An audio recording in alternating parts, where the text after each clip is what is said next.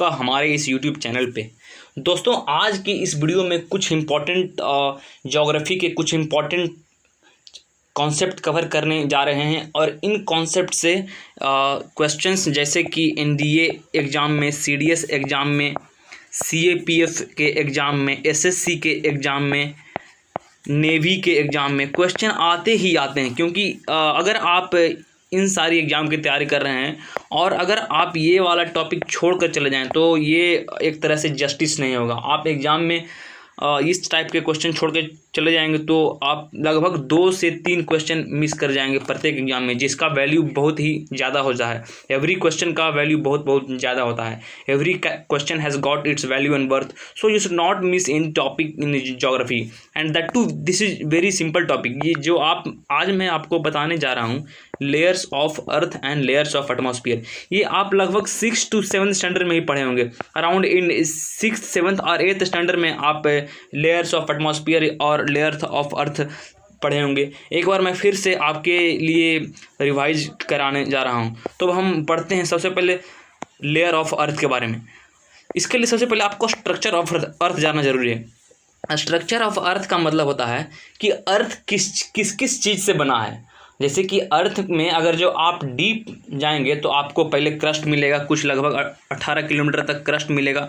उसके बाद कितना दूर मेंटल है, क्रस्ट में कौन कौन से मिनरल पाए जाते हैं, कोर में कौन कौन से मिनरल पाए जाते हैं, ये सारी बातों हम आज डिस्कस करेंगे।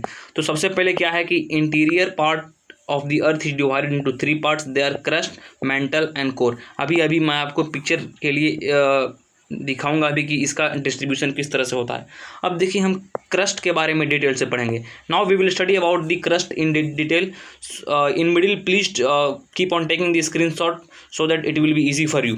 क्रस्ट है ना, ये क्या होता है कि this is the outer most and the thinnest layer of the earth. जैसे कि आप अर्थ लेंगे तो अर्थ में भी लेयर है, पहले क्रस्ट है और ये क्रस्ट कुछ ही दूरी तक, जैसे कि इसका एवरेज 33 किलोमीटर तक। अगर अर्थ के आप 33 किलोमीटर डीप में जाएंगे तो आप क्रस्ट तक रहेंगे। डीपेस्ट पॉइंट में चल जाएंगे तो वो हो जाएगा इनर क्रस्ट, और सरफेस है जो आउटर क्रस्ट इसे बोला जाता है। और यहाँ पे in this layer 2 discontinuities are found. अभी मैं आपको आगे डिसकंटिन्यूटी के बारे में बताऊँगा। फिलहाल के लिए आप याद रखें कि क्रस्ट में 2 कंटिन्यूटी पाया जाता है। 75% part of it is sedimentary rock. जो अर्थ का 75% क्रस्ट वाला हिस्सा रहता है, ये सेडिमेंट्री रॉक से बना होता है। रॉक के बारे में मैं आगे की क्लास में सेशन लूँगा, इसलिए आप चैनल पर बने रहें। मैं ज्योग्राफी की सारा एनडीए का पोर्शन कवर करने जा रहा हूँ, सो आप चैनल से बने रहें। और जो ये क्रस्ट होता है, this crust is made up of 2 kind of minerals, they are silica and aluminium. Silica aluminium, इसका शॉर्ट ट्रिक याद करने का है। सिलिका का फुल फॉर्म, शॉर्ट फॉर्म क्या हो जाएगा, SI, और एल्यूमिनियम का शॉर्ट फॉर्म क्या हो जाएगा, AL। सो क्रस्ट किस चीज़ से बना है, सियाल, SIAL। So if someone ask you crust is made up of which mineral, you should say him that crust is made up of sial, in that SI means silica, AL means aluminium। I hope सभी लोग crust के बारे में समझे होंगे। अब हम बढ़ते हैं अपने सेकेंड लेयर जो कि अर्थ बना है। सेकेंड लेयर हमारा अर्थ बना है mental. Second layer of the earth is called mental.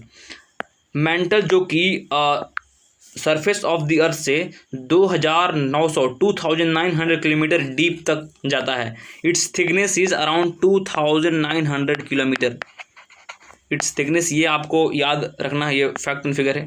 और एक और इम्पॉर्टेंट चीज़ जो कि प्रीवियस ईयर एनडीए में आ चुका है, ये वाला पॉइंट जो आपके स्क्रीन पे आ रहा है, आप इसे एक बार स्टार मार्क कर लें क्योंकि ये बहुत इंपॉर्टेंट है।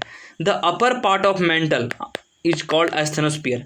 आपको जब भी एनडीए एग्जाम के क्वेश्चन पेपर आप उठाएंगे प्रीवियस ईयर वाले, तो आपको दे देगा upper part of mantle is called, option A asthenosphere, option B biosphere, option C upper mantle, option C lower mantle. तो इसमें आपको अगर एस्थेनोस्फीयर वाला ऑप्शन दिया हुआ है तो आपको एस्थेनोस्फीयर ही मारना है, क्योंकि ये प्रीवियस ईयर क्वेश्चन आया है और इसमें उस समय बहुत सारे कैंडिडेट्स इस क्वेश्चन का आंसर नहीं दे पाए थे। तो अब से आप इस क्वेश्चन को याद रखेंगे।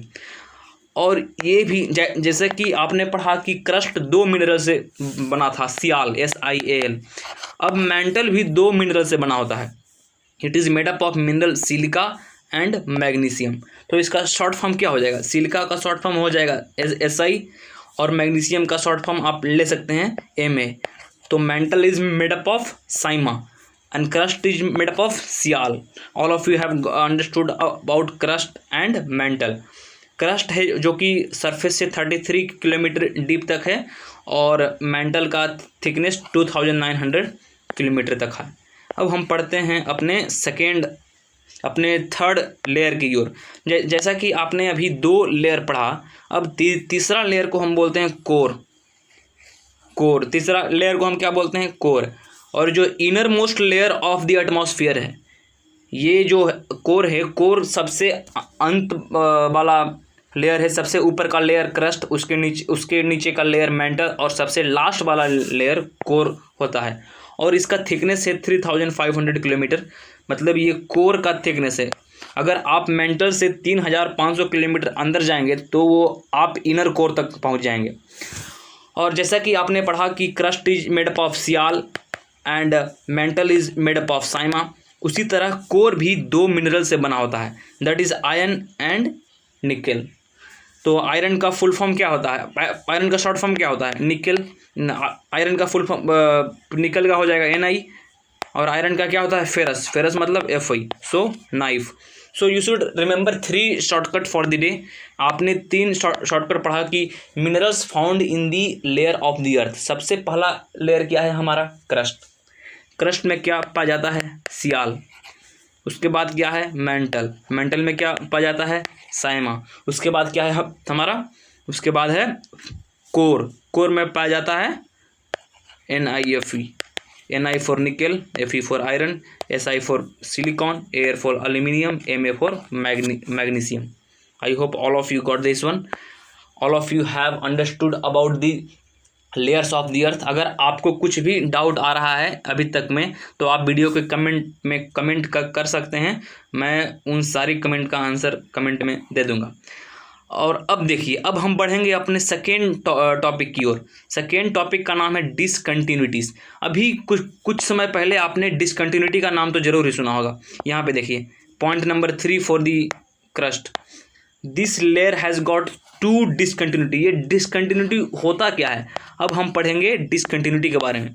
देखिए, ये वाला जो पिक्चर, ये जो डायग्राम आपके स्क्रीन के सामने आ रहा है, अभी मैंने आपको बताया कि earth is made up of 3 layer. सबसे पहले कोर हो जाएगा।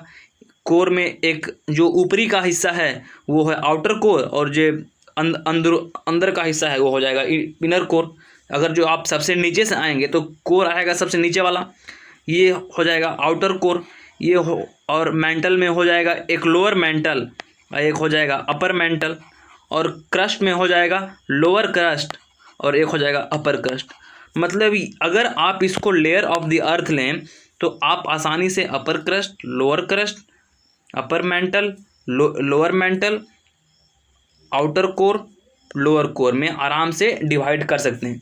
तो जो लेयर ये रहता है, जैसे कि एक अपर क्रस्ट होगा, एक लोअर क्रस्ट होगा, ये दोनों के बीच जो जगह होगा ना, इसी को हम बोलते हैं डिसकंटिन्यूटी। क्या बोलते हैं? डिसकंटिन्यूटी। आप वीडियो के कमेंट में कमेंट करते जाएं कि क्या बोलते हैं। क्रस्ट, 2 क्रस्ट, जैसे कि अपर क्रस्ट और लोअर क्रस्ट के बीच में जो गैप आता है उसे क्या बोलते हैं? डिसकंटिन्यूटी। अब पूरे अर्थ स्ट्रक्चर में totally 5 kind of discontinuities are found. कितने? 5 kind of discontinuities are found. So पहला डिसकंटिन्यूटी आपका हो जाएगा कोनराड। जैसा कि आप स्क्रीन पे भी देख पा रहे होंगे, Conrad is found between upper and lower crust. Crust में एक हो जाएगा अपर क्रस्ट जो कि सरफेस ऑफ द अर्थ, एक हो जाएगा लोअर क्रस्ट। अपर क्रस्ट और लोअर क्रस्ट के बीच जो गैप रहता है उसे हम बोलते हैं कोनराड। क्या बोलते हैं? Conrad. CONOROD, कोनरॉड।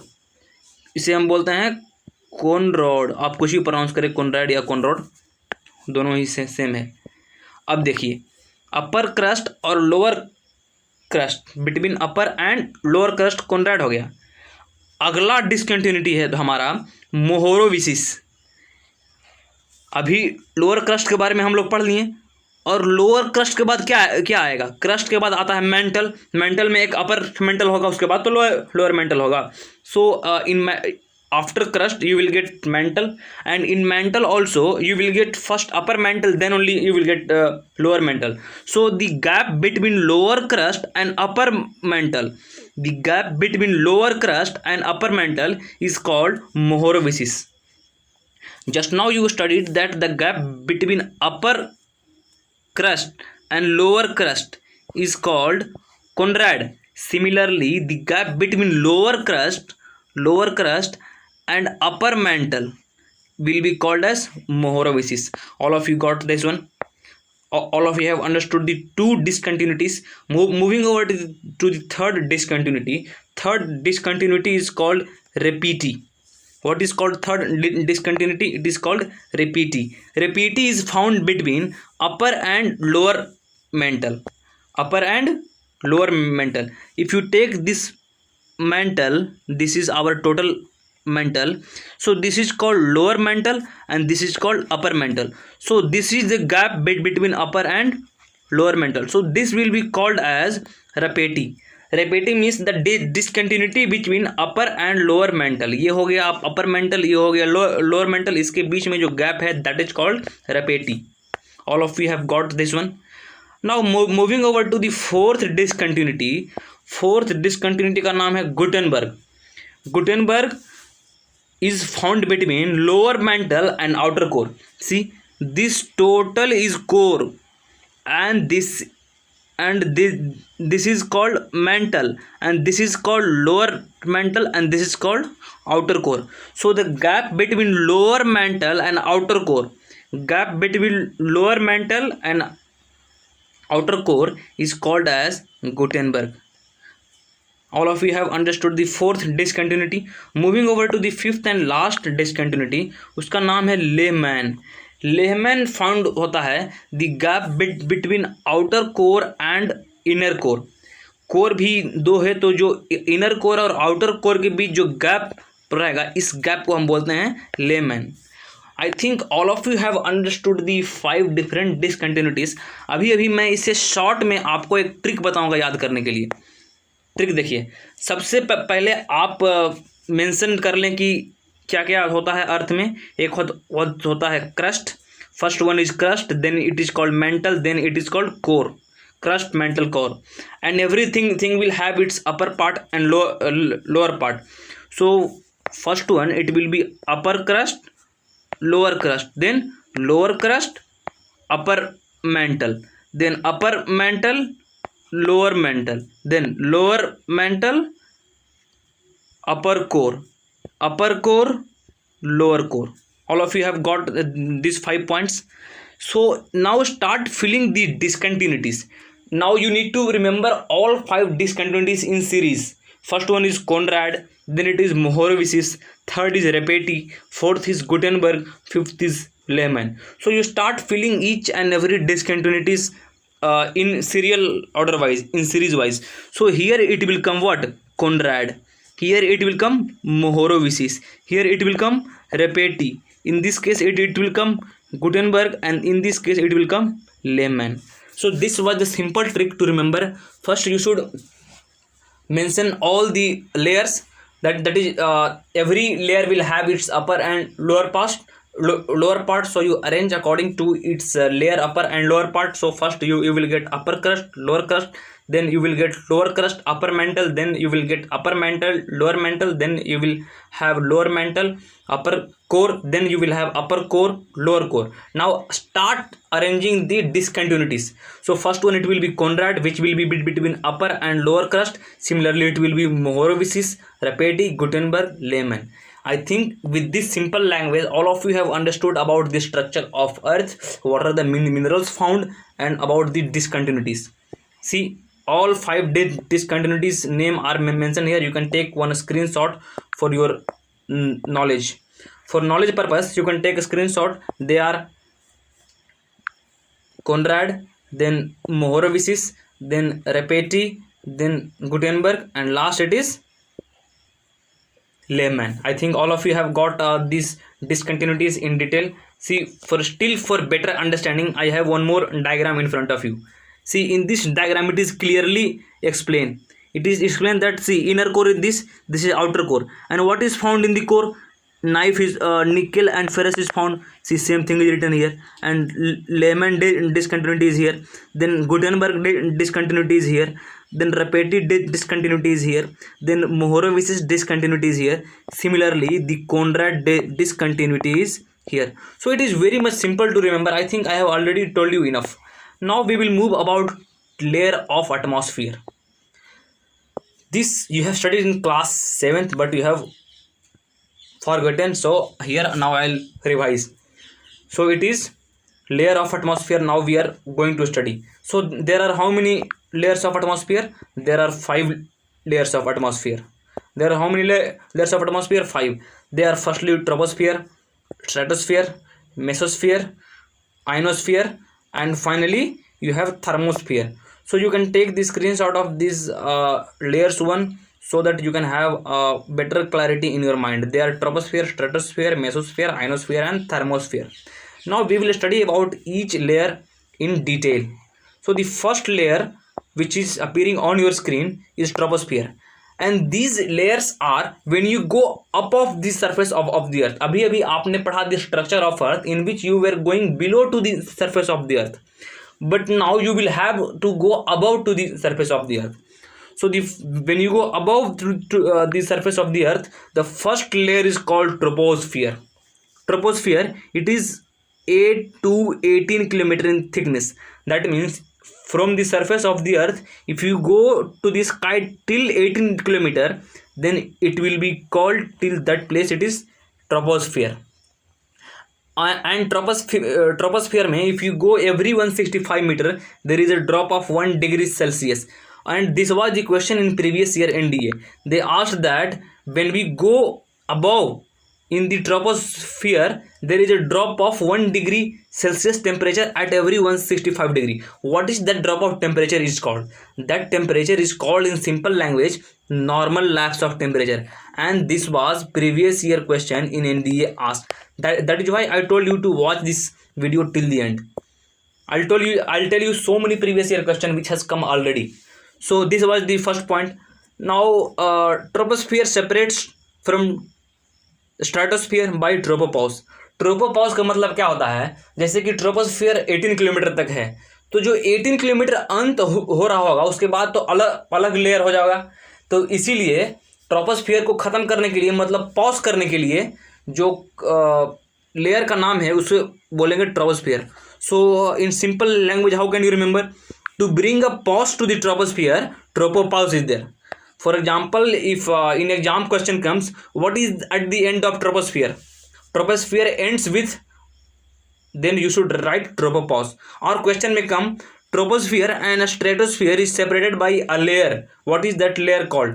Then that layer is called tropopause. All of you have got this troposphere point.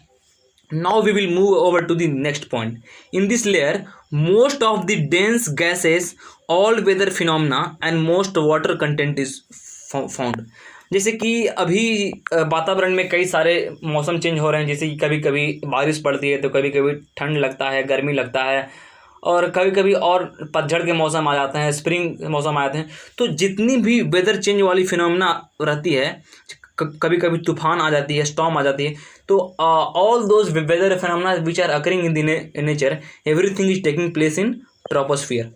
And most of the water vapour content, जितना भी वाटर वेपर जो कि एवोपरेशन के कारण वाटर बॉडी से ऊपर की तरफ उठता है, वो सारे ट्रोपोस्फियर में ही रहते हैं. वो मतलब 8 to 18 किलोमीटर के बीच ही रहते हैं, इससे ऊपर नहीं जाते हैं. So all the dense gases, weather phenomena, and most of the water vapor content is found in troposphere only. I think all of you have understood the troposphere very clearly. एक बार मैं फिर से रिवाइज कर दे रहा हूँ. This is important point. What is important point? That at every 165 degree there is a decrease in temperature of 1 degree Celsius. That is called normal lapse of temperature. Very important for NDA. and tropopause separate from stratopause. This is again important, and in this layer only all the weather phenomena, water content and dense gases are found. All of you understood about troposphere. Now we will move over to the next layer of the earth. Next layer of the earth is called stratosphere. Stratosphere का मतलब second layer of the earth which is found above 18 kilometre. जैसे कि 18 kilometre तक अभी आपने पढ़ा troposphere, लेकिन what is above 18 kilometre? So it is found between 18 to 50 kilometre. This stratosphere extends up to 15 kilometre in the atmosphere. In this layer temperature increases with increase in height. पिछले वाले layer में temperature घट रहा था, so it was called normal lapse of temperature. It was lapse means temperature was lacking, it was decreasing. But in this case, if you go above in the stratosphere, it will increase in the temperature. As if you go above, then it is called temperature inversion. This is again opposite to the previous one, but very very important for NDA examination, and there is very high probability that in NDA 2021 this question can come. If they ask you in stratosphere, if we go above in a stratosphere, there is increase in the temperature when we increase height. Increase in the temperature when we increase the height, then what is that phenomena called? That phenomena is called as temperature inversion. I hope all of you got this point very clearly in your mind. And stratosphere में ही क्या पाया जाता है? There is another one layer that is called ozonosphere.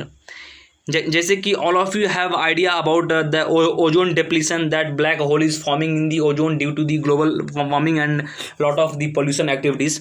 So that ozonosphere is being depleted, and ये जो ozonosphere में एक gas पाया जाता है जिसे हम बोलते हैं ओजोन, और यही ओजोन क्या करता है? अल्ट्रा वायलेट रे जो कि सूर्य के द्वारा प्रोड्यूस होता है, sun produces ultra violet rays, and when it reaches stratosphere it is absorbed by the ozone gas which is found in the ozonosphere, so which protects us from various disease like sunburn और you may get some other skin disease. So अगर ozonosphere नहीं होता तो हमारे अर्थ पे life exist ही नहीं होता. So this is again very very much important. This can come in again India exam. They may ask you that ozone is found in which of the layer of the earth? Troposphere, stratosphere, mesosphere, ionosphere. Then you should tick troposphere as your answer. All of you got for this one. Moving over to the next point. In a stratosphere, it is ideal condition for flying jet aircraft. आपने कई सारे jets aircraft, private commercial aircraft हवा में उड़ते हुए देखा होगा. तो क्या आपको पता है कि वो कितनी ऊंचाई पर उड़ता है? वो सारे स्ट्रेटोस्फीयर में उड़ते हैं क्योंकि वे it is the ideal condition for flying aircraft jet. All of you have got this point. And the last point is stratopause separated from stratosphere to the mesosphere. जैसा कि पिछली लेयर में आपने पढ़ा कि ट्रोपोपाउस है ट्रोपोस्फीयर का अंत वाला portion. Same thing is here in stratosphere also. The last layer where that stratosphere is getting over, that is called stratopause. All of you got this point very clearly in your mind. Once again, I'll make a short analysis of this stratosphere. Firstly, you should remember about this temperature inversion, that if we go above in this stratosphere, there is increase in temperature, then it is called temperature inversion. Ozonosphere is found which protect us from ultraviolet rays which are coming directly from the sun. This is again important. Then stratopause separated from the mesosphere. तो जो आज का जो मैं video बनाया हूँ इसमें only important points are taken. There are many things to learn, but only important points are taken. Next we will learn about mesosphere. Next we will learn about what? Mesosphere. So mesosphere extends from 50 kilometre to 80 kilometre. अभी आपने पढ़ा कि 50 kilometre तक क्या extend करता है? Stratosphere.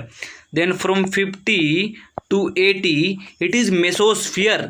All of you got from 50 kilometre to 80 kilometre it is mesosphere.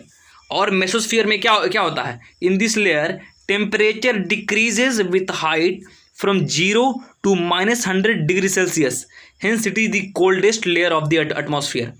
अभी अभी आपने जस्ट पढ़ा कि ट्रोपोस्फियर में टेम्परेचर घटता है, फिर स्ट्रेटोस्फियर में टेम्परेचर बढ़ता है, फिर मेसोस्फियर में टेम्परेचर क्या क्या होता है, decrease. So this is very very much important, you must remember that कौन से लेयर में टेम्परेचर बढ़ता है, कौन से लेयर में टेम्परेचर घटता है।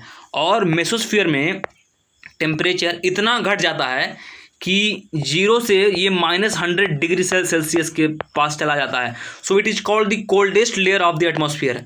सो अगर if in exam if they ask you question which of the following is the coldest layer of the atmosphere, then you should tick mesosphere only. What you will tick mesosphere, because here temperature decreases as you go into height, and इतना घट जाता है कि वो -100 degree Celsius के पास भी चला जाता है मेसोस्फियर में। अब बताइए, अब आपको मैं एक सिंपल क्वेश्चन पूछ रहा हूँ कि मेसोस्फियर को सेपरेट कौन करेगा अगले वाले लेयर से? ये आप इसका आंसर कमेंट में देंगे। वो आंसर क्या होगा? मेसोपाउस। ट्रोपोस्फियर को ट्रोपोस्पाउस, स्ट्रेटोस्फियर को स्ट्रेटोपाउस। उसी तरह मेसोस्फियर को सेपरेट करेगा अगले वाले लेयर से mesopause. All of you got about this one. Once again I will revise you in a short span of time. The points are firstly that it extends from 50 to 80 kilometer, and here temperature decreases and it can reach up to -100 degree Celsius. So it is the coldest layer of the atmosphere. And यहाँ पे क्या है? Mesopause separate it from the ionosphere. Mesosphere का end part क्या है? Mesopause. All of you got this layer. Moving over to the fourth layer, which is appearing on your screen, that is called thermosphere. That layer is called thermosphere. So you should remember in your mind about thermosphere. Thermosphere is the fourth layer in your layer of the earth. अब देखिए, अभी अभी आपने पढ़ा कि up to 80 kilometre mesosphere is present, but what about above 80 kilometre? From 80 to 600 kilometre your thermosphere present. This layer extends up to 600 kilometer above the mesosphere. Mesosphere 80 kilometer था, so 80 kilometer above up to 600 kilometer this thermosphere is present. And in this thermosphere one more thing is present. In this layer electrically charged ion, जैसे कि कुछ कुछ positive charge, कुछ कुछ negative charge, जैसे कि आपने थंडर स्टॉर्म सुना होगा, उससे इससे थंडर स्टॉर्म किससे होता है? ये चार्ज पार्टिकल के द्वारा होता है. सो जो इलेक्ट्रिकली चार्ज आयन होते हैं ये किस चीज़ में प्रेजेंट होते हैं? थर्मोस्फीयर में प्रेजेंट होते हैं. एंड दीज आयंस, जो ये आयंस इलेक्ट्रिकली आयंस प्रेजेंट होते हैं, they reflect the radio waves back to the earth, making radio communication possible. जैसा कि आप कभी फ़ोन से बात करते होंगे, आप कभी रेडियो के द्वारा बात करते हैं, आप आकाशवाणी सुनते हैं रेडियो के द्वारा, तो क्या आपने गौर किया है कि ये किस तरह से काम करता है? ये एक्चुअली सैटेलाइट से काम करता है, और वो सारे सैटेलाइट अर्थ के ऑर्बिट में रोटेट करते रहते हैं. और वो सैटेलाइट किस लेयर में पाए जाते हैं? Those satellites are found in the thermosphere region. और ये थर्मोस्फीयर रीजन में इलेक्ट्रिकली चार्ज आयन प्रेजेंट रहते हैं, जो कि रेडियो वेव्स जो आता है अपने अर्थ की ओर, वो सारे रेडियो वेव को रिफ्लेक्ट कर देते हैं. They reflect back all the radio waves which are coming to the earth surface. This is the very much good speciality of thermosphere, and this point is very very much important for your upcoming examination like NDA.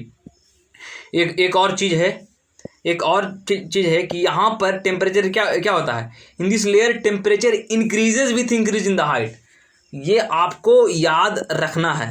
अभी अभी आपने पढ़ा कि troposphere में temperature घटता है, फिर stratosphere में बढ़ता है, फिर मेसोस्फीयर में घट के -100 हो जाता है. लेकिन इन this layer what happens? In this layer temperature increases with increase in the height. Here temperature increase होता है. This is again very very much important point, and from this also questions are probable that questions will be asked in upcoming NDA examinations. और एक चीज़ और आपसे पूछ सकता है, aurora effect. Aurora effect happens in this layer only. जैसे कि question directly exam में आ जाएगा कि in which of the following layer of atmosphere aurora effect is seen, then you should write thermosphere. Thermosphere में क्या सीन होता है? Aurora effect. Aurora effect, and this layer also known as protective layer against meteorites. जो shooting stars होते हैं, जिसे आप shooting stars बोलते हैं, मीटियोराइट एस्टेरॉइड होते हैं, जब वो अर्थ के करीब पाते हैं तो उसे हम मीटियोराइट बोलते हैं। और ये मीटियोराइट से हमें कौन बचाता है? मीटियोराइट से हमें बचाता है थर्मोस्फियर। कैसे बचाता है? क्योंकि इसके पास तो चार्ज पार्टिकल होते हैं। अभी अभी आपने पढ़ा कि it has got charge ions, like see it has got charge ions. और जब ये मीटियोराइट अप्रोच करते हैं अर्थ के एटमॉस्फेयर के, तो ये जो चार्ज आयन प्रेजेंट रहते हैं, ये मीटियोराइट्स को कंप्लीटली ब्रेक कर देते हैं।